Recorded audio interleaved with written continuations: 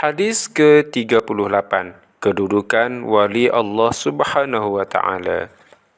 Daripada Sayyidina Abu Hurairah radhiyallahu anhu, beliau berkata, Rasulullah sallallahu alaihi wasallam bersabda, sesungguhnya Allah Subhanahu wa taala berfirman, sesiapa yang memusuhi mana-mana waliku, maka aku mengisytiharkan perang terhadapnya. Tiada perkara yang hamba-Ku lakukan untuk menghampirkan dirinya kepadaku yang lebih aku sukai daripada perkara yang aku fardukan kepadanya. Hamba-Ku sentiasa menghampirkan dirinya kepadaku melalui amalan sunat sehinggalah aku mengasihinya. Apabila aku mengasihinya, maka aku akan menjadi pendengaran yang dia mendengar dengannya.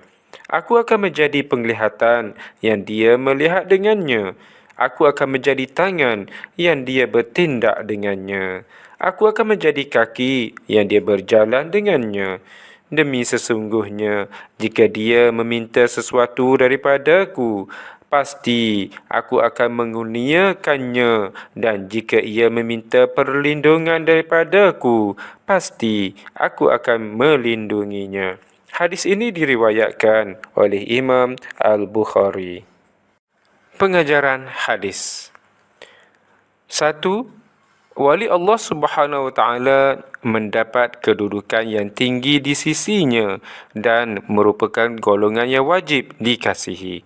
2. Allah Subhanahu wa taala memberi amaran keras kepada golongan yang memusuhi wali Allah. 3. Hamba Allah hendaklah menggunakan seluruh anggotanya untuk mentaati perintah Allah Subhanahu wa taala dan menjauhi segala larangannya. 4. Setiap Muslim yang beristiqamah dalam melaksanakan ketaatan akan dikurniakan doa yang mustajab oleh Allah Subhanahu wa taala.